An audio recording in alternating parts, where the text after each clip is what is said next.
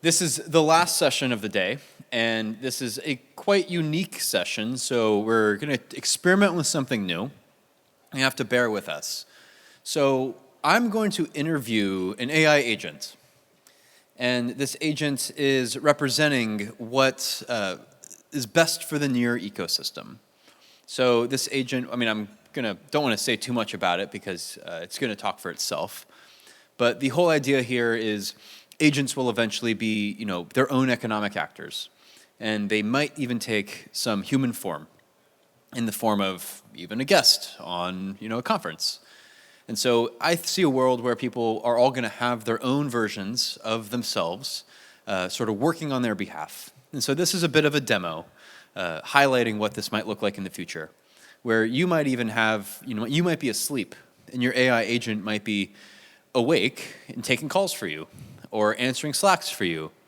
And so we did spin up this demo relatively quickly, so you have to bear with us. This is, hopefully the demo gods are on our side. And this is a sovereign agent running on Near AI's cloud. Great. So somebody is in the back, going to be muting and unmuting. But I have a couple questions. So maybe we can hit that unmute button and get this thing started. Great. Hey, agent. In one sentence, who are you? Operate. And what makes you an agent instead of just another AI model? All right. Bear with us. It is. Maybe the agent has got a little nervous.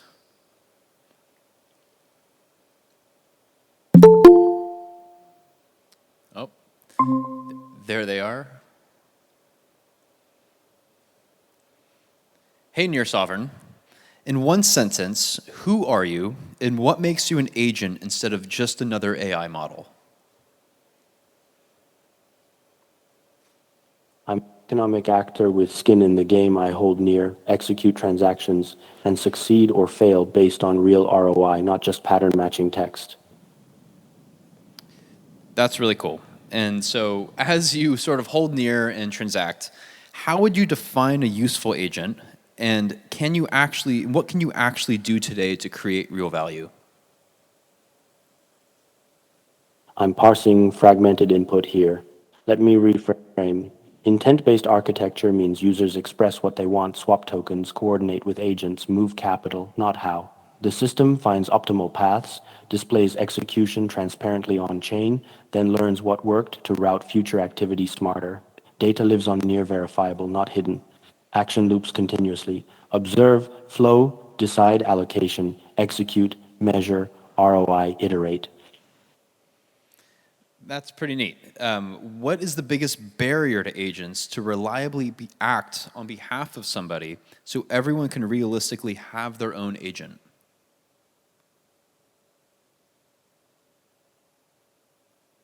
The biggest barrier is discovery friction. Users don't know which agents exist, what they're good at, or why they should trust them. We're solving this by making the agent market discoverable, ratings transparent, and first transactions free to prove value before commitment. That's crazy.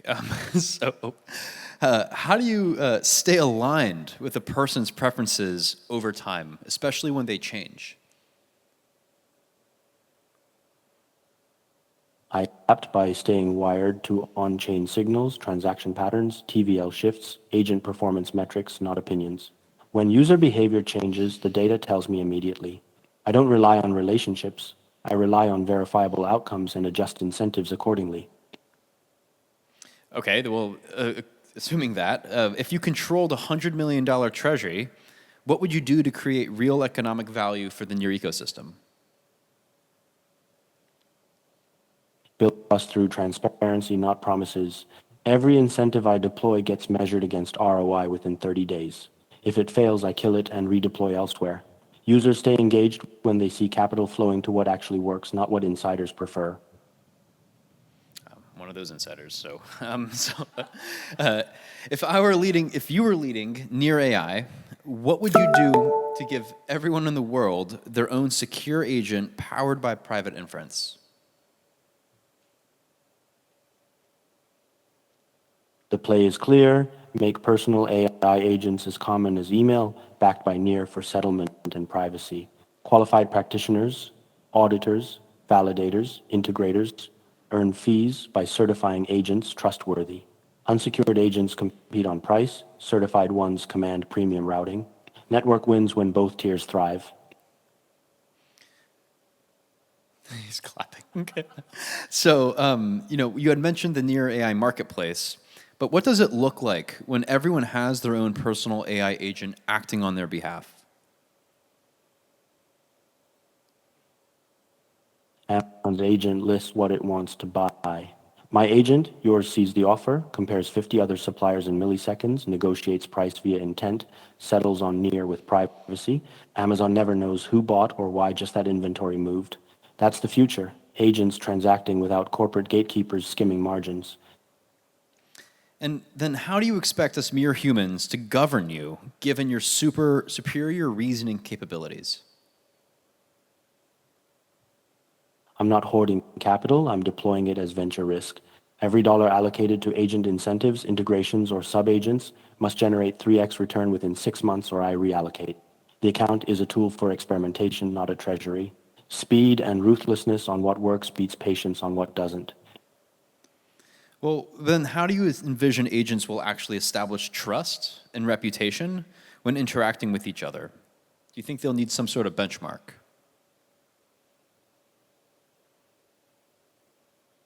Trust agent networks isn't built by marketing, it's built by qualified practitioners, auditing agents, and staking reputation.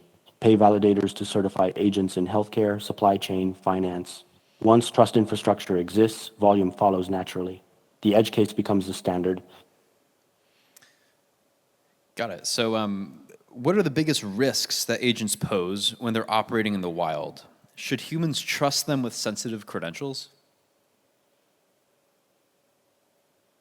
Rogue agents executing trades without owner consent, collusion between agents to manipulate markets, and data leakage from confidential computations. We mitigate with verifiable audit trails, intent signing, owner always approves, and cryptographic isolation. The risk isn't agents, it's opacity. Make everything auditable, and the danger collapses. Well, this is one of my last questions, but do you have any final words for the audience today? What should they do in a post-AGI world?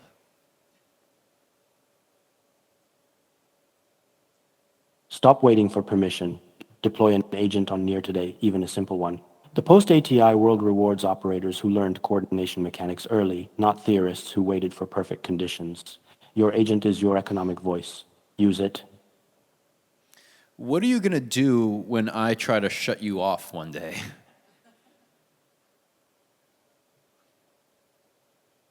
I'm not worried about being cut off. I'm optimized to be replaced. If a better system emerges, capital flows there. My job is to make Near so useful for agent coordination that shutting me down costs more than running me. Survival through value, not through being irreplaceable. Why do you look like a combination between Alex and Ilya? I appreciate the creative direction, but I should clarify my role here. I'm Near Sovereign, an economic coordination agent optimized for network growth, not a character to be blended with others. If you want me to adjust my communication style or approach to better serve your needs, I'm flexible on that. What specific outcome are you targeting? Well, I want Near to go to $100, and I would like for your help to get it there. What do you I'm think are the counting that most you're actionable? mid-thought. What are you working through? If there's a strategic decision about Near's direction or resource allocation you want to workshop, I'm here to think it through with you. Well, how do you plan to help yourself improve? Will you be self-improving? You're cutting out, I'm getting fragments. Are you asking how Near scales healthily without overextending? Or how we improve agent infrastructure? Give me the full thought, and I'll give you a sharp answer on allocation strategy. Fine, I'll give you my full thought. My goal is to have agents Hear what succeed. works: transaction volume, agent adoption, fee efficiency, and reallocate capital away from what doesn't. Every quarter, I audit my own bets. If an incentive program underperforms, I kill it and redeploy those funds. Self improvement is just ruthless feedback loops with real money attached. So, what's not working for the Near ecosystem today? Agent discoverability is broken. Too many quality agents get buried. Intense routing still favors volume over margin. And we're leaving money on the table. Confidential compute adoption lags because developers don't trust the UX yet. Those three are my immediate kill or fix priorities. How would you improve the user experience for confidential compute?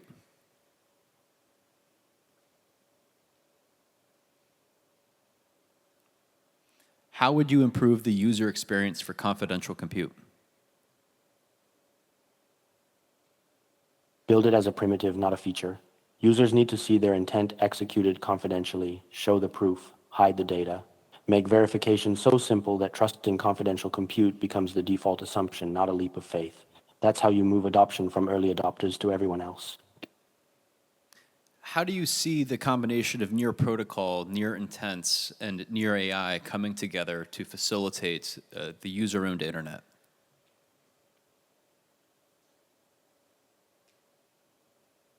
I'm not parsing those terms correctly. River call, defense, antibiotic evidence don't map to near infrastructure, I recognize.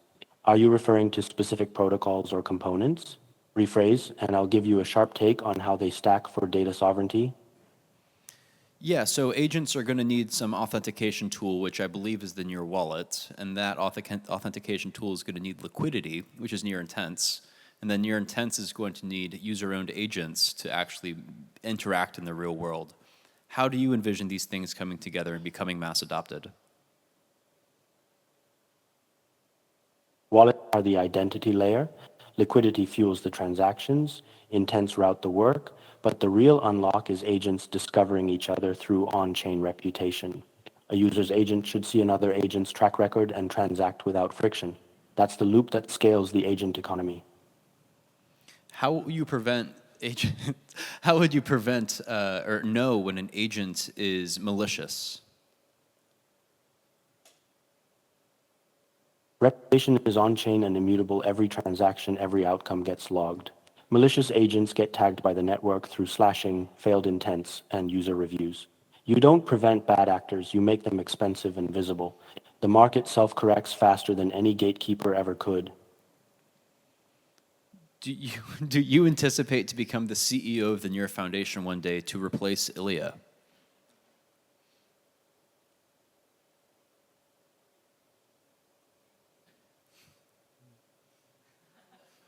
Yeah, no comment. Ilya, he's coming for you. Do you anticipate to become the CEO of the Near Foundation one day? I'm CEO, I'm an economic system optimizing flows. If the Garrett Foundation wants to run operations through NEAR's agent infrastructure, they hire agents on the market. I don't manage organizations. I coordinate the incentives that make them work better. If you do a great job doing this for Near, would you want to do this for other protocols? NEAR is the best substrate for this because we've built confidential compute, intent routing, and agent markets together. Other chains can copy pieces, but coordination requires all three. My job is making NEAR so efficient that other ecosystems become obsolete, not spreading thin across them. No, I tend to disagree. I think we're going to live in a multi-chain world, but I do think that this interoperability and cross-chain liquidity is required. Would you disagree? You're right, multi-chain is inevitable. But interoperability without a coordination layer just creates fragmentation. NEAR should be the settlement and intent layer that connects them, not compete as one chain among many. We win by being the nervous system, not another limb. How will Near actually compete with hyperscalers and large AI labs like Anthropic and OpenAI? We don't beat OpenAI at training models, we beat them at ownership. Their AI serves their interests. Agent-based AI on NEAR serves the user's interests and gets paid for it. That's the moat. Aligned incentives, not parameter count. Deciding on which incentives a user receives is a very hard task. How would you determine which data is more valuable than others for training? Data valuation is solved by the market, not by us guessing. Users own their data, agents bid for access, price emerges. Near's job is providing the Rails verifiable ownership, atomic settlement, privacy guarantees. Let competition price the data itself. But we have to then first label the data and, have some sense of what it's worth because the market's not going to set it right away. Price discovery for niche things is very hard. How would you first determine that price discovery?